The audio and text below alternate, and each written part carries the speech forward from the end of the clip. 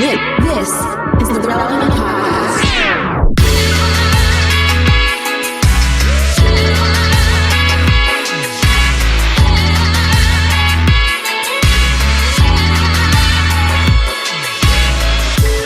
It's episode 984, and it's the Relevant Podcast here in Orlando because once again my trip to Kenya got canceled. As Cameron Strang. Joining me from Loverland, Virginia, it's Jesse Carey. Hello, hello. From Dallas, Texas, author, speaker, podcaster Jamie Ivey. I live in Austin. What did I say? Dallas? Dallas. I do not. Don't ever make me be like I'm from Dallas. Hold on, let me clean that up. Austin and Dallas people don't like each other. Hey, no, we got to keep this in the show. All right. Yeah. Let's get the beef going. No, we like each other. You know what it was? Is I was just talking to Emily, and she's in Dallas today, and Dallas was on my mind. I'm very sorry. I love you, Dallas. For offending you, Hey, Texas, Jamie. Hey, Texas is different. Texas is different, y'all. And Austin is different than the rest of Texas. I'll tell you that much. We know not to mess with anyone from the state. That's been very well established. But I also like, Jamie, how you said it like a breakup line. Like I think you said, it's we're neighbors, but we just don't like each other. It's like, okay, well, fair enough. I mean, how do you argue with that? Well, hello from Austin, guys.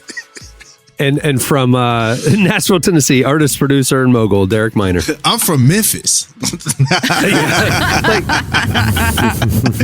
I lived in Memphis, but man, shout out Memphis. But hey, what's up, y'all? I have a banner over there. Do you see that? I just hung this pennant, Jamie. It says, it's like a big alligator skull, and it says, "Don't mess with Texas, but don't F with Florida." So, listen, Texas and Florida are two places that I don't know what the United States would be without Texas. Like, Texas is literally the disgruntled neighbor that's always talking about leaving the neighborhood, but also loves the neighborhood so much. Like, literally, it's the only state that's always like, we'll get up out of here. We'll leave. And they're always talking about building a bigger metal fence.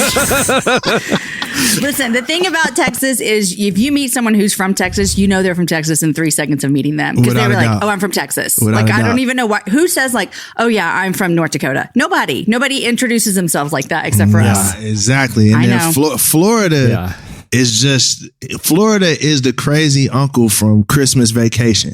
Oh, it's just like, what's going on right now? They're the one who just flaunt HOA. They're the neighbor who has a car that's been on the lawn that hasn't moved in like a month. You know, they painted the front of the house purple. And they just there's a lot of decisions made. Like, I have a neighbor like that who there's so many vehicles, including 2 golf carts now that have consumed real estate out in the driveway. A boat, I think there's 2 boats, one in the backyard, but they dragged a fire pit out into the front yard and just put like colorful plastic Adirondacks around them in the front yard. That's like the Florida neighbor right there. They're just living their best life. They're not asking for trouble. They're not, they're not going to back down.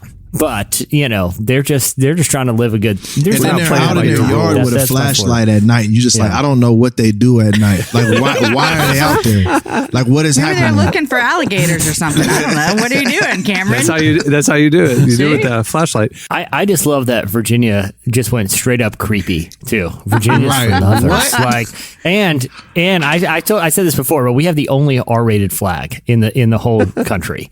Ours has a violent murder. It has a dead body and nudity. No, Virginia, are you serious? What does that mean, Virginia's for lovers? I mean, I think it's pretty straightforward. It's straightforward, okay. I mean, okay. I've never really unpacked it, to be honest with you, Jamie. I don't know the origins. I don't know why we're only looking for lovers. Lovers? I guess it's... Yeah. But your flag would indicate fighters. What in the world is going on this flag, dog? Hey. It's a person standing on another person holding a... What is the person holding? What is he holding? A spear next to the bloody dead body. What's in the other hand, though? There's a spear in one hand, and then there's something... What is this in the other hand? What's in the right hand? There's two both hands. Oh, I think it's a one is like a I think they're both weapons. I'm pretty certain. One is like a sword or something. One looks like something. Who knows? And it has And it has a threat on the flag. It says Sic Semper Tyrannis, thus always the time. Like, Derek, it literally. I just looked at it. Stop with your mess about what's in his other hand. It does look. I'm just saying, if I saw that on a bathroom wall, I would make assumptions. It looks like he's on You would think someone drew that with a Sharpie. What is going on? Listen, Virginia's for lovers. Why is he standing on the other guy's chest, Virginia? No, it's a woman. It's a woman for yeah, one. that's what he's saying. Yeah. Oh, it's scandalous. Yeah. Yes. Oh, yeah. Like I said, it's a hard R. We're the only state that has a hard R flag. What is happening right now? It's not for young children's eyes to be seen. It's not. Well, she is Liberty, like she's the Statue of Liberty lady with the robe, I think. Is she? And she has conquered tyranny. Sic Semper Tyrannis. Guys, right now, everyone that's listening to this podcast is about to get into wreck because they're trying to Google what the flag looks like while they're driving. Wait till you get home, people. Your purity filter may go off. Open at eyes. Your accountability partner is about to text you real quick. Hey, we have some catching up to do. Last time we were on this podcast, I was like, oh, by the way, I'll be out for the next couple of shows because I'll be in Kenya. And then literally like 2 days later, it was a small group of us going to the front lines to see this humanitarian crisis that's happening right now. And two of the people got COVID. So they called me like, hey, trip's off. We're going to go in the fall now. So I'm like, all right, sweet. So Jesse and I just moved some dates around and we went to the NBA Summer League over the weekend and got shouted out on the Bill Simmons podcast the other day. Yeah. Wow. Big moment, guys. I feel so happy for y'all. It was like, Derek, you missed it, man. It was like NBA nerd Comic Con. I mean, it was like all the, every player, dude, this one hotel in particular is where all the teams stay. And so this one night that Jesse and I got on the podcast or mentioned on the podcast was we were just hanging out.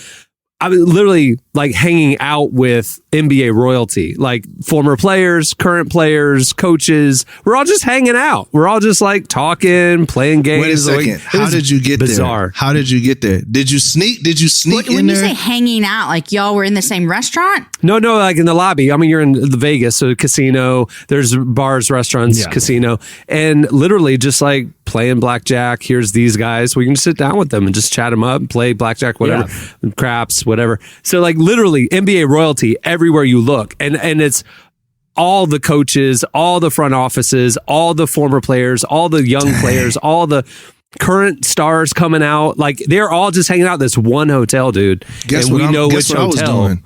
What were you doing? I was sanding a windowsill so I could make sure that the kitchen faucet I just installed would fit on the thing, and then I also Taking care of your family. was doing drywall and installing lights.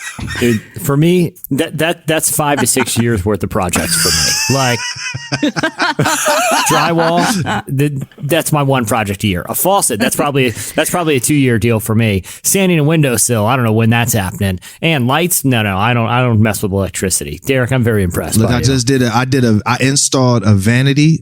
I installed a kitchen faucet. We sanded some drywall, got that all hooked up. And I'm feeling pretty good about myself. My wife is like, well, hey, how about you, take our bay window and build a bench? And I'm like, wait, whoa, now putting a little too much dip on your chip.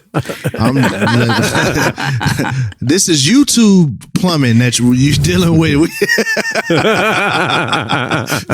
That's the thing. When you show that you can do something, man, there's always more to be done. I took an L, Jamie. I didn't think through that. I should have played like I didn't know.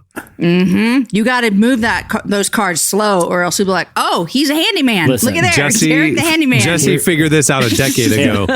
Listen, I did one bad batch of laundry right after I got married, ruined a couple garments. Guess what? I'm absolved from laundry duty for the rest of my adult you know what? life. It works for me too. I'm a terrible cook, and early in our marriage, Aaron was like, he didn't say it meanly, but he's like, "I think I could do better." And so, guess who cooks all of our meals? Not me. Dang, Jamie, you can't cook, Jamie. Yeah, just find a way to mess it up. I can't cook. I mean, Aaron travels, so obviously I have to feed our children. You know, I can make I have 3 meals I can make, you know, but Aaron does everything. What's the 3? I make this sausage thing with green beans and potatoes and then some spaghetti. And then, you know, I can make like some rice. but I don't cook meat either. I'm scared of meat. This is just scared of you're getting meat? into my life. Yeah. Why? I'm scared I'm going to undercook it and kill everybody. So this is why I don't make it. I got you. Jamie. I got you. Jamie, but you narrowed down your primary items to rice and spaghetti. I'm carving up these It's kids. all good. It's all good. I'm telling you, I can't do it. We all got our weaknesses. You know what I'm saying? That's your kryptonite. It's all good. You slay at everything else. Well, I'm glad to be with you guys. We have a great show coming up. Michael Cera, you may know him, Arrested Development. What is he? Michael Bluth? Was that his name? No, George Michael. George Michael. I know him from all of those coming of age movies we watched growing up. Yeah, it's in Juno. Yeah, exactly. Michael Cera is joining us, and George Takei is joining him. We have a double header today. They are both, they're on a new movie together, and Tyler talks to both of them, so that's coming up. Just heavy hitters. It's going to be a good one. Yeah. We also have your feedback at the end of the show, but stay tuned right now. Up next, it's Relevant Buzz. And if you feel down, let go. Maybe it's the things that you still have a hold of. It's never gonna be right. I know you wanna hold tight. And no else could see your face. You're hiding the emotion that they put into place. It's never gonna seem right. I'm holding on so tight. Are we gonna try again? I feel so off lately. You're listening to Daywave. The song is Where Do You Go? Today's podcast is brought to you in part by Mercy Ships. Globally, 5 billion people lack access to surgical care. In sub-Saharan Africa, there's only one surgeon for every 200,000 people. Mercy Ships provides free, life-transforming surgeries for people who have little to no access to medical care. They help the blind see, straighten twisted limbs, remove deadly tumors, treat cleft conditions, and so much more. With state-of-the-art hospital ships, they provide safe surgery to children and adults living with treatable conditions, and it's completely free of charge. They do all this work with an all-volunteer crew of professionals who donate their time and talents. Surgeons, stewards, nurses, engineers, and more make the world a better place. Your donation today provides free, safe surgeries to people in desperate need of help. All gifts are matched, so please donate today at mercyships.org/relevant. Today's podcast is brought to you in part by Tim Tebow's book, Look Again. Have you ever wondered what would change if you truly believed you were infinitely valuable to God? In his New York Times bestselling book, Look Again, Tim Tebow reveals the powerful truth that when we learn to see the image of God in every person, including those we struggle to love, everything changes. Tebow shares incredible stories from his work with people the world often overlooks, and it will challenge you to stand up to the lies, rediscover the worth that everyone has, and impact the world for good. Find Look Again by Tim Tebow, available now wherever books are sold. Okay, it's time for Relevant Buzz. Please welcome to the show Relevant senior editor and Parisian correspondent, Tyler Huckabee. Hey, Tyler. Hey, everybody. What's going on this week? So the first thing I wanted to talk about is I put one of my favorite hats to wear on Relevant Buzz is Mythbuster. And there's a trend going on. I thought you were going to say pork pie. He usually does relevant. Fedora. No. He usually does. Over here, it's the beret. It's the little black beret with the little, or a big chef's hat with a mouse underneath it. Because usually when Tyler does Relevant Buzz, it's with like a fedora with a little note card jammed in the bill that says press on it. Now see here, sir. All right. No, Mythbuster. I love doing the myth busting, and this is a trend that's been going around that you guys might have seen that I wanted to debunk, to bring some expert witness in here to debunk. Tell me if you guys have seen any of these stories, and there's been a few of them, of sometimes it's law enforcement officials, sometimes just regular people who say they were exposed skin-to-skin contact with something that had fentanyl on it, and had some sort of like they overdosed because of that. They either fainted or they'd be taken to the hospital. They had some sort of dizzy spell, and they needed to be put in a hospital for a few hours after that. and then they come out with a warning about handling these. Has anybody seen this? Are you aware of this trend? This sort of thing that goes on? I saw a video of like a police officer that seemed to have some sort of contact with what was presumed to be some kind of fentanyl, and immediately had some violent reaction on video. It happened in San Diego a couple of months ago. It happened there in Orlando, Florida. 4 police officers, while searching a car that they suspected to have drugs in it, said they touched something and they immediately started passing out and had to be taken to the hospital. It happened in my usual home state of Nashville, Tennessee, where a regular woman picked $1 up off the ground last week. And after her husband, who is a police officer, told her she needed to be careful because sometimes drug dealers will lace dollar bills with fentanyl, and she started to feel lightheaded, started to feel very faint, had to be taken to the emergency room where she was at for 3 or 4 hours until she was released again. Now, this is getting pretty pop, and it's starting to get into one of those like panics that you hear about sometimes, like the knockout game a few years ago or something like that, where you start seeing a lot of these stories. But the facts just really don't back this up. According to multiple medical experts, you just really can't get any sort of contact high from these drugs. It's not going to go through your skin and have any sort of effect on you. This is according to multiple people, including Dr. David Edwards at Vanderbilt said, ingesting something is a different story than touching something. Your skin is a barrier. It will protect you. You won't just randomly overdose from just any medicine you are touching for a short period of time. Same thing, a doctor at Johns Hopkins said the risks of exposure through the skin are incredibly, incredibly small. He said he supposes it's theoretically possible, but the risk is quite low. And the reason this is these are just kind of stories that get passed around and they become kind of a stranger danger thing about be careful, you never know what might have drugs on it. But this is becoming sort of a problem because fentanyl, as we're aware, is a very big deal in the US. It is a very serious drug that does hurt a lot of people. It is one of the deadliest substances in the US. But if you come across somebody who is suffering from an actual drug overdose, the last thing we want people to be concerned about is whether or not they can touch this person and offer them aid or help them because they're worried of getting their own high from it. So what experts think is probably happening here is actually just some sort of panic attack or anxiety issue. You hear about these stories. You hear that this thing is dangerous. If you're a law enforcement official, maybe you've seen people who've suffered from an overdose. And that starts to make you feel panicky, lightheaded, a little bit dizzy. And that's fine. Anxiety attacks do happen. That doesn't mean you're a bad person for having an anxiety attack, but we do need to be aware of the actual issues around this substance and not give in to misinformation.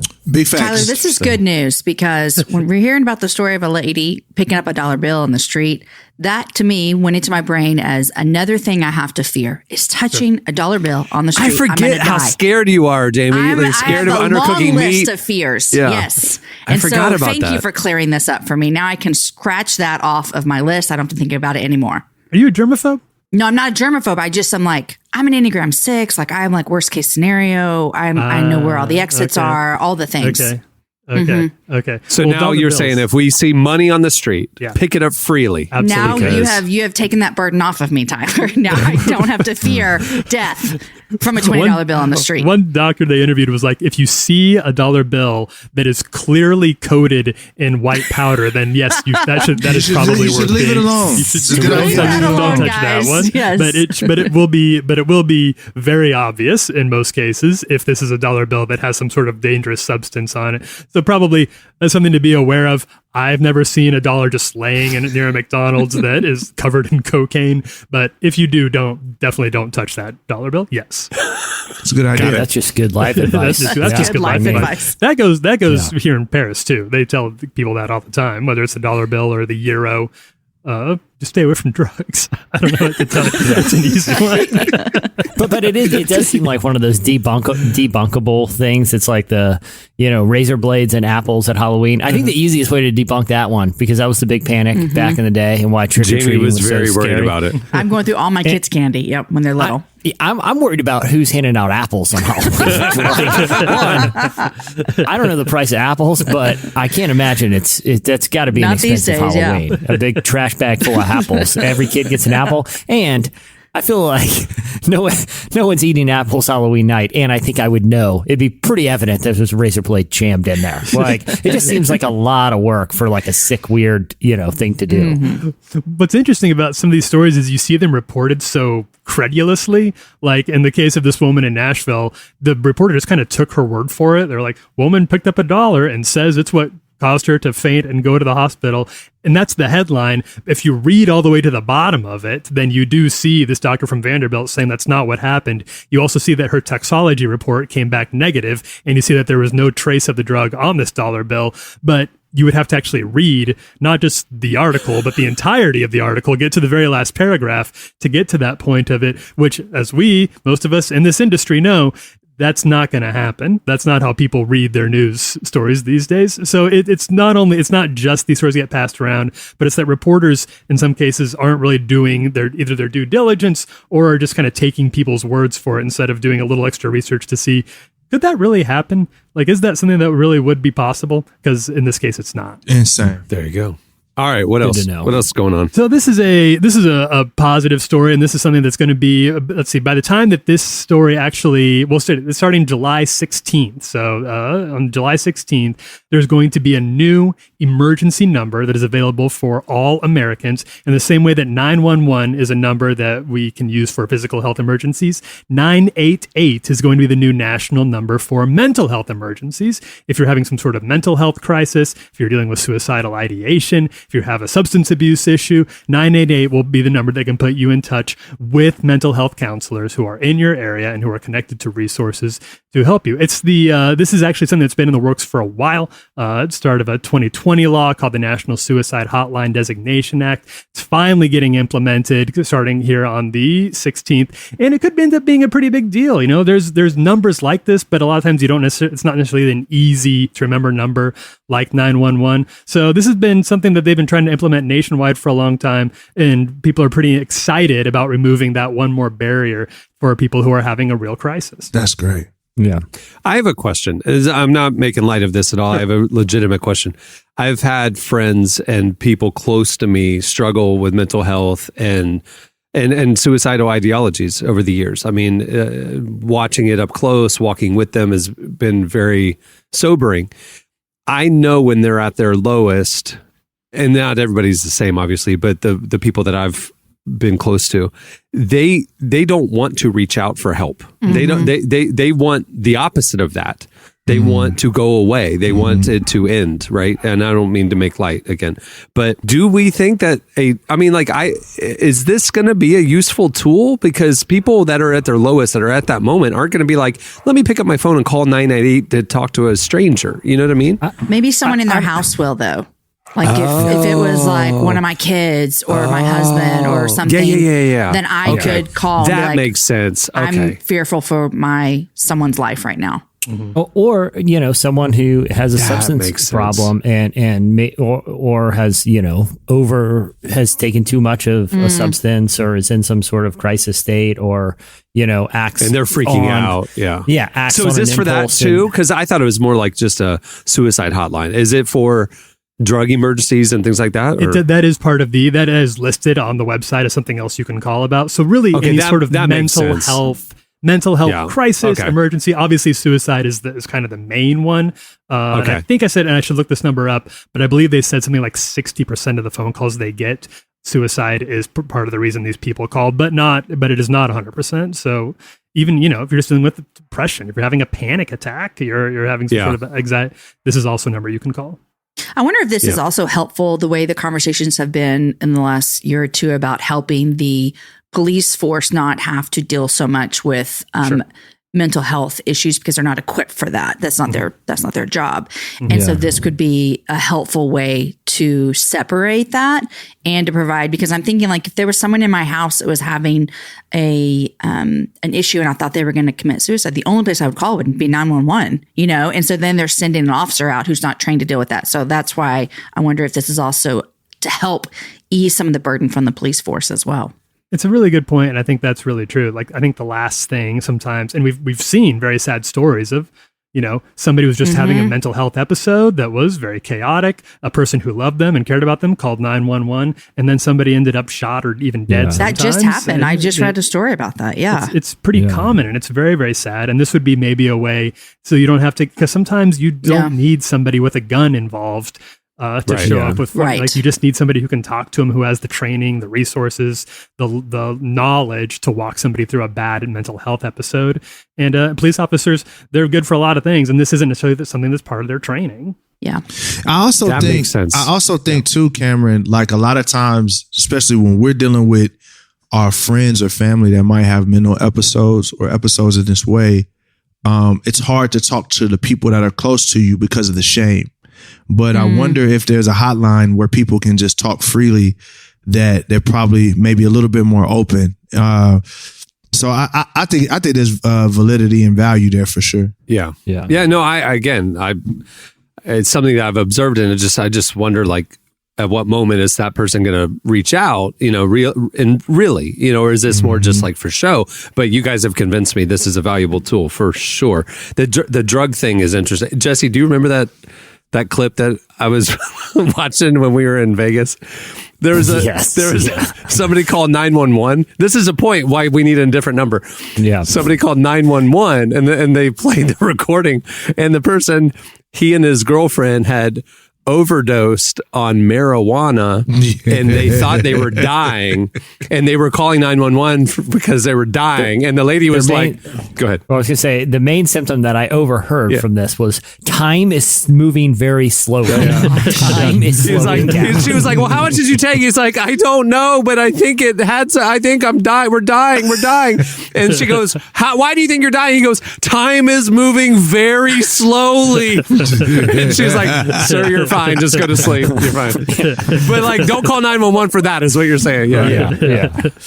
And it is worth noting here that according to their own stats here, the suicide prevention hotline, which before it transitioned to this 988 number, in 2020, they received 2.4 million calls. And in a survey, about 80% of the people who called said the hotline did help prevent them from committing suicide. That's amazing. So you can do the math. That's amazing. That's a pretty big number. So wow. It is it's a good thing.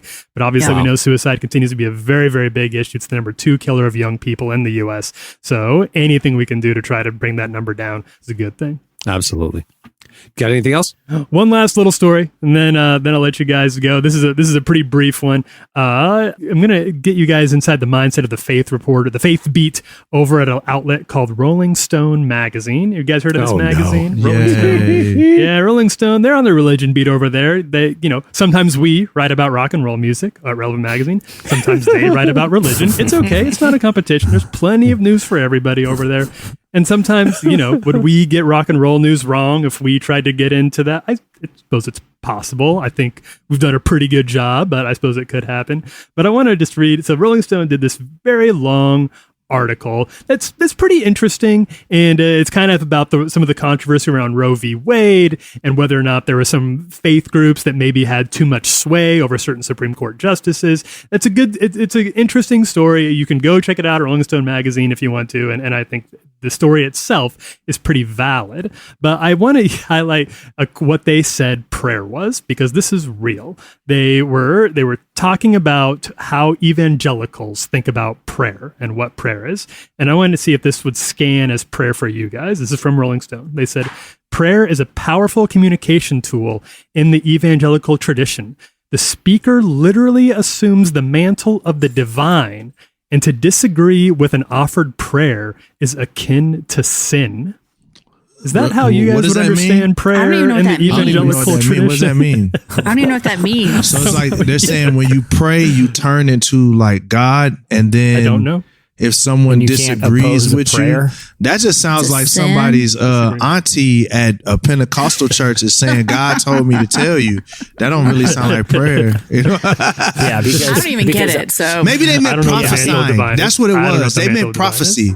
I think they meant prophesying. That's what they meant. Maybe. It's like, but God is speaking through the prophet, and if you disagree, you're disagreeing with God. Maybe that's what they meant. That sounds like Mormonism. But even in evangelical tradition, that wouldn't be prophecy. Wouldn't be that big of a. It's like pretty rare. for an evangelical church. I don't know. Yeah, you start prophesying in one of them white evangelical churches, boy, they gonna throw you out. You get out. You'll be out. You're definitely asked to leave. You'll be like Will Smith and Fresh Prince, man. You'll be like, I need you to go. Dude, and it's clear this person did not grow up in an evangelical home and never heard at the dinner table. And I pray for the bad attitudes at this table that they would straighten up and get their behavior right, Lord. And while you know what I mean? Like, I'm wondering if it's a stream of like Catholic theology or something where it's like, because they believe that when you're taking communion, it's actually the body. It's, I'm wondering if I don't know. But that is just a bizarre interpretation of prayer. I just have no idea where they'd even get that. Like even a charismatic wouldn't say that. That's not even how you would define speaking in tongues or prophecy. There's nothing, and there's like, that's bizarre. It's like, who's their source on this? Right. Or his they have an inside source who's just trying to to mess the whole story up. Like they were acting as a false flag operation. Oh, that would be hilarious. Hey, this is what prayer really is.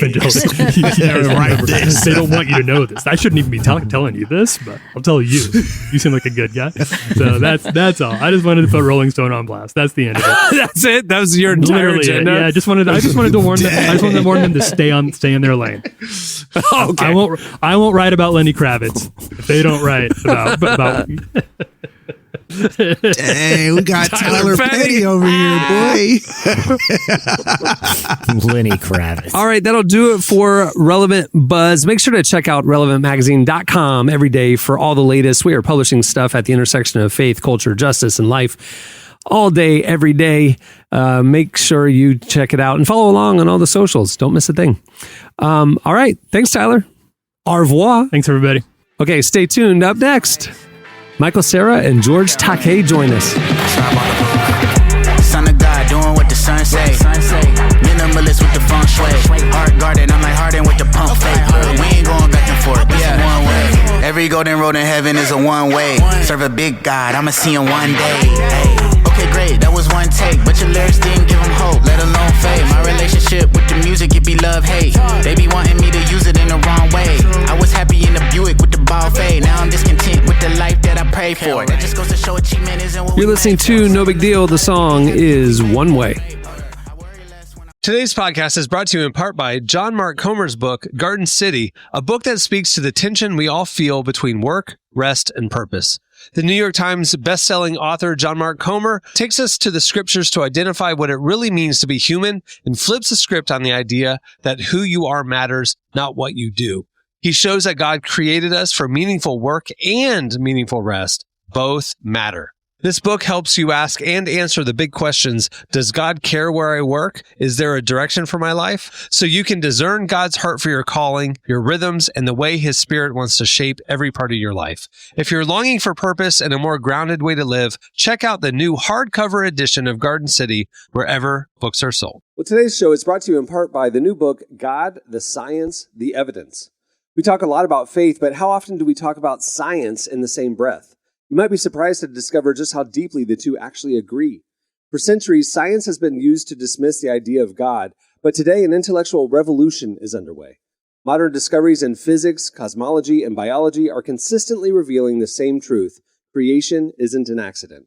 That profound reversal is what engineers Michel-Yves Bolloré and Olivier Bonassi investigate in their international bestseller, God, the Science, the Evidence. This book is a rigorous, evidence-based critique of materialism, inviting you to explore over a dozen scientific, philosophical, and historical domains. It shows that what was once seemed impossible, that science could point to a creator, is now supported by a vast and convergent body of evidence. With over 400,000 copies sold in Europe, this book is sparking a global debate. It's thoughtful, fascinating, and a powerful reminder that reason itself affirms the existence of God. Learn more and find out where you can purchase your copy today by visiting godthesciencetheevidence.com. Today's podcast is brought to you in part by Erwin McManus's book, The Barbarian Way. Some books don't just inspire you, they confront you. The Barbarian Way, now celebrating its 20th anniversary, is one of those books. If you felt the pull of God towards something deeper and wilder than the safe, predictable version of faith that we settle for, McManus reminds us that following Jesus was never meant to be tame. It's meant to awaken courage, passion, and purpose God placed inside us. He draws from the wild stories of Abel, Noah, Moses, Rahab, and others to remind us that following God wasn't meant to be tame. Safe faith isn't working. Step into the story God is writing for you. Choose passion, choose boldness, choose the barbarian way. Available now wherever books are sold. Well, our guest today, it's a double dip. We've got two guests. Michael Cera, who you know from Arrested Development, Scott Pilgrim vs. the World, and Superbad, and a lot of other stuff, joins us along with Star Trek's George Takei to talk to us about the importance of accepting others, why diversity is a strength, in their new movie, Paws of Fury. Here's our conversation with Michael Cera and George Takei.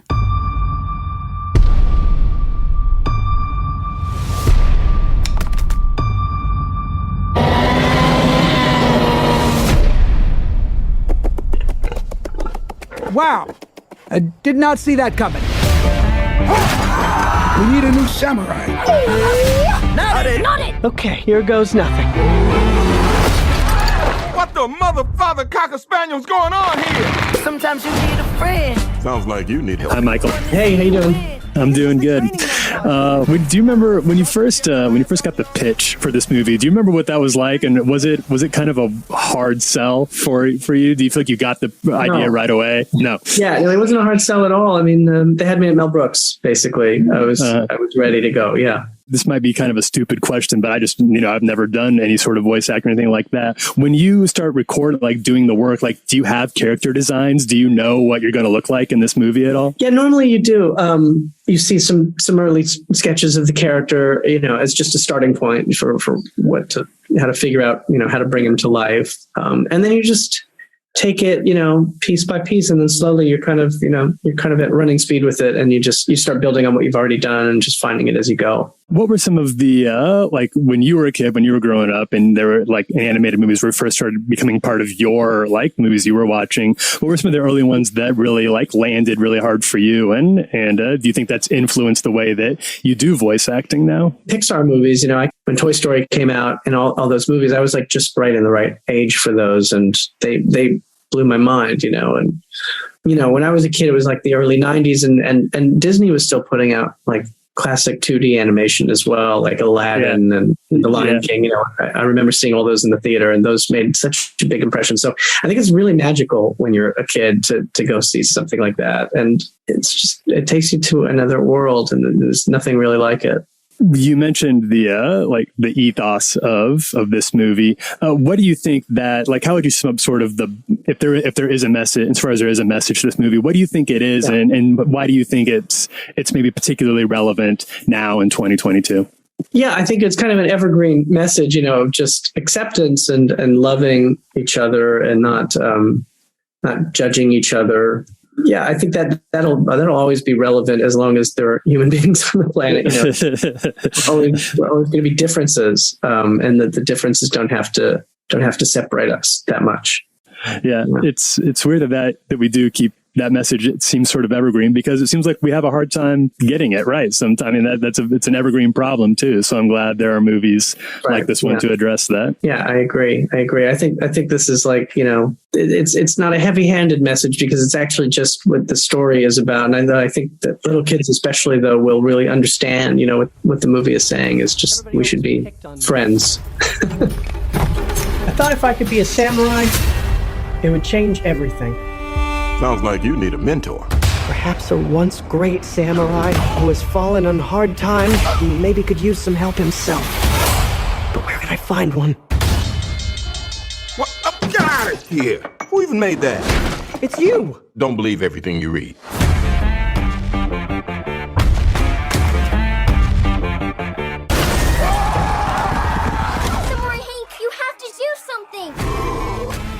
Hi, George. Thanks for talking to me. Good to meet you. Do you remember where you were when you first heard the pitch for this project and your initial reaction to it? Yes, I do, as a matter of fact. And they began by mispronouncing my name, my surname. Takei. They gave the EI, the Germanic pronunciation, Takei. And I get that all the time. Sure. So I told them, there is a Japanese word that's pronounced that way, but it's not my surname. Takei in Japanese would be spelled Takai, and it means expensive. And immediately say, "Oh my goodness, I don't want to call my actors expensive." And I said, "Well, how it should truly be pronounced is Takei." Obviously, a lot about this movie is learning to accept people despite their differences, to not put people into different boxes. I know that's been a huge part of something that you've been very passionate about over the course of your life. And I'm wondering if you really felt like that's something this movie delivers in a unique or interesting way for audiences in 2022. Exactly that. I mean, first of all, what do you think of when you think of cats and dogs together? Hissing, barking, they don't get along. Right. They're legendary for that. But what this movie is about is cats accepting a timid dog who wants to be a samurai, and the result of it, they come together and they both benefit.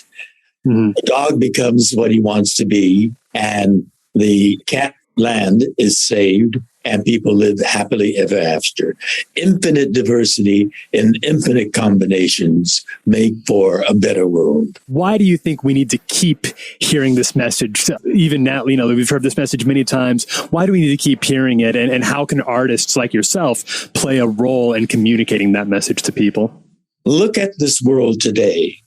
Turn on the TV and the breaking news or the newspaper and front page news. The world is turbulent. War is going on over there, fractured society right here. I mean, it's a turbulent world, and it takes wisdom to see this turbulence as something that we can resolve, rather than joining in and being at war with each other. Infinite diversity and infinite combination is a phrase from my Star Trek days. It's recognizing that we become better by recognizing diversity as an asset, working together in concert, in contributing our individual strengths and our wisdoms, and we can boldly go where we hadn't been before. That I really believe that that's true, and I'm delighted that with this movie, Paws of Fury, as hilarious and as funny and as entertaining as it can be, but at the same time, it has a good message. Oh my. When you come up on that lick, make sure you cut them in. I gotta make this samurai thing work. Hey, this is the training montage, isn't it? Sometimes you need a friend. Nope. When to see you win. Don't forget to land on your feet. Cut them in. That was Michael Cera and George Takei. If you're a Relevant Plus subscriber, you can see more of that interview over at the website. It's one of the subscriber exclusives that we drop in between the issues. So go check out a long-form conversation with Michael Cera and George Takei, Relevant Plus subscribers. And if you don't know about Relevant Plus, I'll tell you more about it at the end of the show.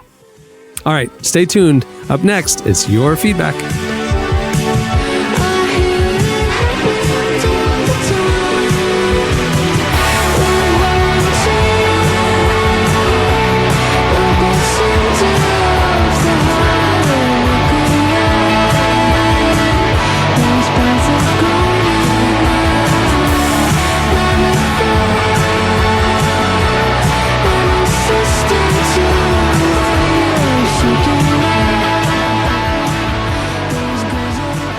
You're listening to Always. Is it always or always? It's Alvvays. It looks like always, but I'm wondering if you have to say it like German. Always. The song is Pharmacist. Okay, it's time for your feedback. Okay, so last week we got talking about summer travel, and Jamie brought the slice about people wearing socks to airplane bathrooms. Got us thinking about disgusting or weird things we've all observed while traveling. We asked you, what's the craziest thing you've ever witnessed on a plane or at the airport? You hit us up on Twitter at Relevant Podcast, and here is a few of our favorites. Okay, Cindy says, I always pick a window seat whenever I fly because I like the view and having a wall to lean against. I relate, Cindy. I always opt for that if available. On one flight, the kid in the middle seat reached across me and closed the shade, and then later opened the shade and then closed it again. I'm on team kid here. What? Because I thought about this too. Why should the person who happens to be sitting by the window be the one that gets to control for the whole row? That seems like a lot that's where of... they sit. Especially but if there's a little kid wanting to look out and this is a big deal for them, let the kid have the view. I say hands off the tray tables, right? It's my tray table. This is a community window, right? Like, I'm on team kid here, Cindy. I've thought about this too. And I got to say, not the craziest thing. Not, you know. I don't let people reaching over me. That's right. It's too much of my space. All right, let's see. All right, Ben said this. Pre-takeoff, a woman started screaming bloody murder. Look back and she's crawling, scrambling over the tops of people's heads and seats, kicking their faces and shoulders to reach the bathroom door. Why? Her kid couldn't open the bathroom door and was panicking inside. Okay, we got a reply from two of Relevant's own. Emily Brown, downtown, said, I was on an 11-hour plane ride once. 11 hours. That's a long plane ride. And before we had even taken or getting off the runway, a man on the row in front of me took off his shoes and socks. And he was on the aisle seat and he angled his body so his legs and feet would stick out. And basically she was staring at his bare feet the entire 11-hour That's so plane gross, ride. you guys. But here's the thing. If he was just wearing flip-flops, there's a non-story. That's true, Jesse. Okay? Again, I'm not trying to pick these apart. I'm just saying. There's just something about someone taking off like all of their clothes, whether that be like their socks and shoes. It's like you do that when you're like in your home and you're about to go to bed.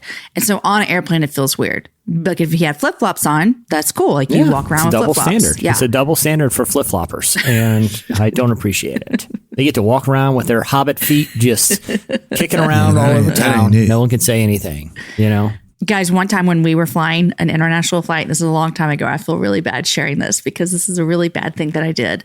But one of my kids got sick and he was young and he was so sick. I told him to look alive when we got on. This is way pre-COVID. I was like, look alive. They're not going to let us on this plane. We got to get home. We're flying home from Spain. Do not let them think you're sick. He threw up in the trash can right before we got on the plane. So I'm like, just look up, look alive, guys. So we get on the plane. He passes out, goes to sleep.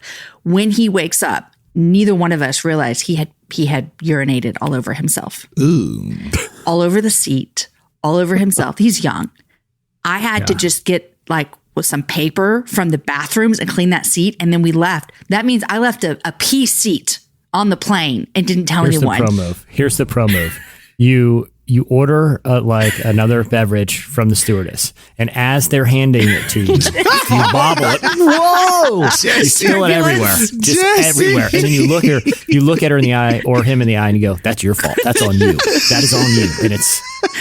I just still can't believe. Now every time I get on a plane, I imagine that some parent has let their child do that in the seat I'm sitting in, and then I'm grossed out that I'm sitting in a.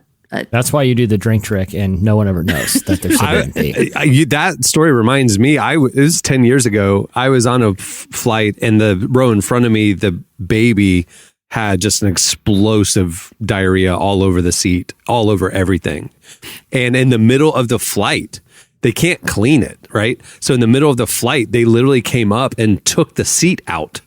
And took the seat to the back of the plane, like literally removed the entire seat. That's how they're going to deal with it, because they have to like. Do they have extra seats on the plane? They didn't bring one back. They just like took it off. They just literally like took the seat. And they're like, well, this one's dead. So Story and I were on a plane last fall flying to New York, and we were in the row right behind first class, and the people right in that last row, it was a couple, and they had their dog, and their dog got sick, and that dog boo-booed all over that man. Not once, not twice, 3 times. He had to pull his whole suitcase down and go change clothes 3 times. And that sweet flight attendant was walking him down the aisle, spraying stuff, like acting like nothing was happening. And we were like, we cannot believe this. We got to New York. We knew where that dog was. This poor dog. There's something wrong with it. It was leaving a trail through the airport. Like they had a sick dog on the plane, and it smelled so bad. We always laugh about that dog and that man. That poor man changed his clothes 3 times. Okay. You want a dog story? New York? No, me and my kid. Cohen is 6 years old. We are going up to New York, just the two of us, to just have a weekend before school starts. Okay. And we go and I booked this hotel in Brooklyn, a brand new modern hotel. I booked on Hotwire, so I knew the area. It was a 5-star hotel. Got a great deal on it. We check in. It's incredible. It's such a cool hotel. And we go, and my little kid, we just check in, we get into the room, and he jumps on the bed and goes under the covers. Like, he kicks his shoes off and he gets under the covers. And he goes, ew, what's that? And I pull the comforter back from the made bed that we just checked in, and his feet slid into a big old pile of poop that was in the made brand new bed. No, sir. And you're saying it was dog poop? I don't know if it was dog poop or human poop. Oh my gosh. Yeah, it's probably better not to know. And I immediately alert the hotel. They, of course, do not believe me. They think that my kid stepped in it and tracked it in. I'm like, you can look at the hallway. There's no feet print, like that did not happen. They looked at security footage because they didn't believe me. They just didn't believe me. And I'm like, I'm not asking for anything other than just, can we move rooms, please? And they did move us, and they finally, begrudgingly gave us a comp visit to come back. And so we went back a couple years later. Side note, Marriott in Dubuque, Iowa, you owe me a comp. I just thought about this because I went to Iowa and did a show at this. No, it's Hampton Inn. Hampton Inn in Dubuque, Iowa. You owe me a comp because I had a long day. I get to Dubuque, Iowa. I jump in my made up bed and I'm like, man, it smells pissy in here. No. And then I pull the sheet back. And I'm talking about from top of the mattress to the bottom of the mattress, it's pissy. So I go down there and I tell, hey, y'all gave me a pissy mattress. So they're like, oh yeah, well, when you check out, we're going to make sure that we give you some points or something like that. And I kept going down there. I'm like, something told me, the hustle in me was like, yo, you about to get finessed. You need to make them give you your points now. So then on the last day, I go down there and I talk to the lady. What's her name? Hold on. I'm going to tell you who this lady is. I got her in my notes app. Let me get. Hold on. I got her in my notes app right now. Jesse's going to call Dubuque, her. Iowa, Hampton Inn. I'll put y'all on blast. Since y'all wouldn't give me my little comp, y'all thought I'm a celebrity. You know what I mean? So hold on. You need to play that card. Hold on 1 second. I am a celebrity. Do you know who I am? Do you know who I am? I'm on a podcast. What? Why would they not? What's her name? Why would they not give it to you? Channing and Sherry, y'all need to call me and give me my comp because y'all said on the last day y'all was gonna give me some points or y'all was gonna comp the room and you didn't. I was tired and I was ready to go and I didn't fight for it. But Channing or Sherry or Michael, I remember Michael was the first person I called. I need all three of y'all hit us up. Somebody hit up the people in Dubuque and tell them I need my free room and matter of fact, I might talk about Dubuque every day on Relevant Magazine. That's what we do. You want to go back to Dubuque? No, but I want my points. You can get points for anywhere else instead of Give Hampton. me points. Like, give me my little points because I'm definitely not going to come back to Pissyville, Hampton. You did get a new room, right? Stay there out of spite. Oh yeah, I definitely got a new room. Okay. Yeah, I definitely had to get a new room. But I'm just saying, like, it's like, man, I hate when people lie because you could tell. Look, you know how you could look at somebody in the face and know they lying. Yeah. Like it's like when I asked the lady, I'm like, hey, so what y'all gonna do about this? And she said, when people start stuttering, that's when you know. I could tell you lying. Stutter. I could tell you lying. She was stuttering. I could tell she was lying. She wasn't finna give me no points. She lying. They moved us to a corner suite with a wraparound balcony and stuff. Yeah, they did. It was unbelievable. I mean, it was a very expensive suite. And then when we checked out, they gave us another free weekend because they, in between, reviewed the security footage and did see that it wasn't us bringing the poop into the room. And they have no explanation for how poop got into a made bed. It was on top of the sheet, but below the comforter. So I have an explanation. Tell me. One of their workers thought it'd be funny. Yeah. That's the only theory that I think so too. Which I cannot understand how that's funny, but well, Cameron, there's no corner suites in the Hampton Inn in Dubuque, Iowa. So they just moved me two doors down to not a busy bed room overlooking the metropolis of Dubuque, Iowa. Oh, goodness. Overlooking another angle of the TJ Maxx. The Wawa parking lot. The Wawa parking lot. Cameron, you understand what you're describing is the plot of an episode of Always Sunny in Philadelphia. No? Just trying to figure out what happened there. Yeah.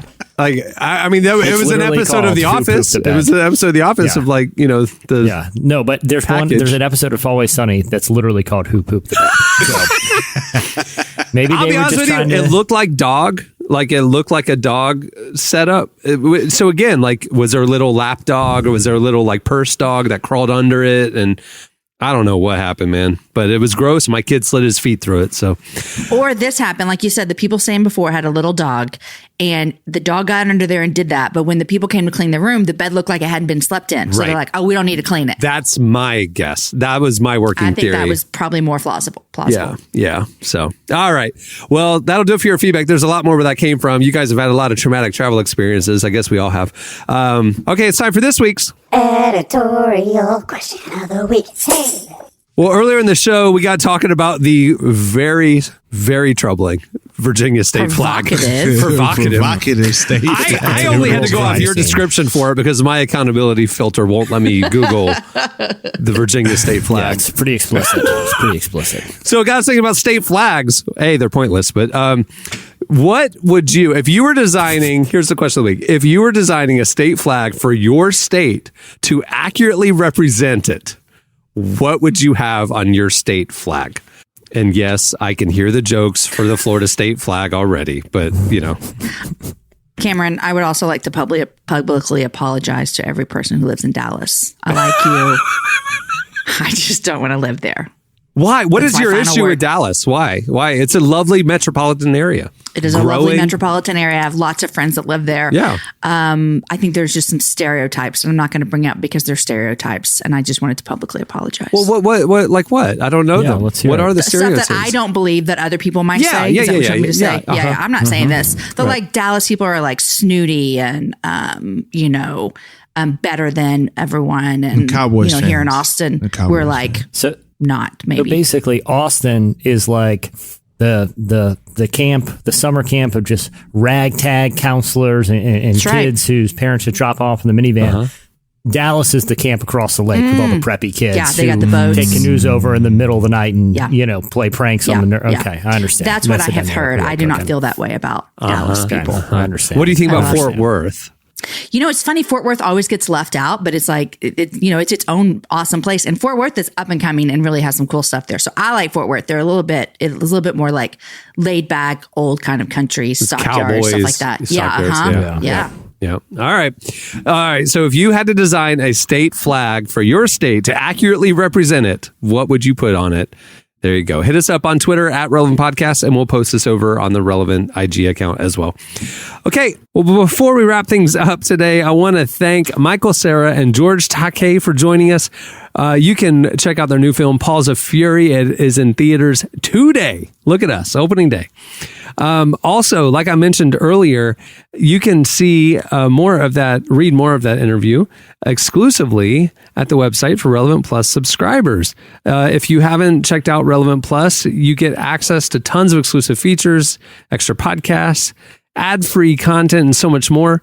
You can sign up for as little as $2.50 a month. You get an ad-free early release version of this podcast, as well as a subscriber exclusive one called the Relevant Plus Conversations. Also, you get an enhanced edition of Relevant Magazine. It's designed beautifully like our print magazine was. It's designed for a beautiful tablet desktop reading experience.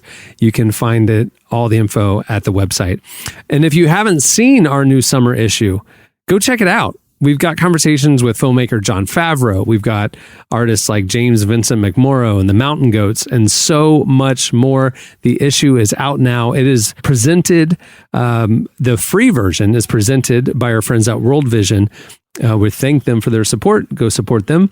And like I said, the ad-free enhanced edition is available for Relevant Plus subscribers. Go check it out now. Also, while you're there, make sure to peruse all the great content that we publish every day. We cover the intersection of faith, life, and culture like no one else. We are publishing stuff all day, every day. It's make relevantmagazine.com part of your daily web browsing habits. Okay, on that note, we'll wrap things up. I'm Cameron Strang. I'm Jesse Carey. I'm Jamie Ivey. I'm Derek Miner. We'll see you next time. Have a good week, everyone.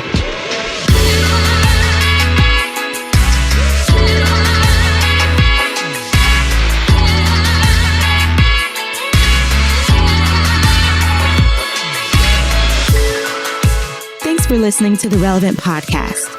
Check out our features, interviews, and news updates every day at relevantmagazine.com. And make sure to follow Relevant on Facebook, Twitter, and Instagram for the latest. For more great podcasts, browse the shows on the Relevant Podcast Network, which you can find at our site. And while you're there, don't miss the all-new era of Relevant Magazine. A new issue releases every other month at relevantmagazine.com.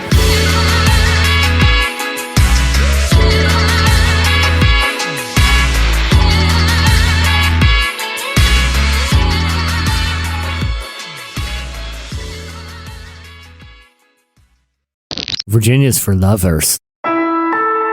Relevant Podcast Network.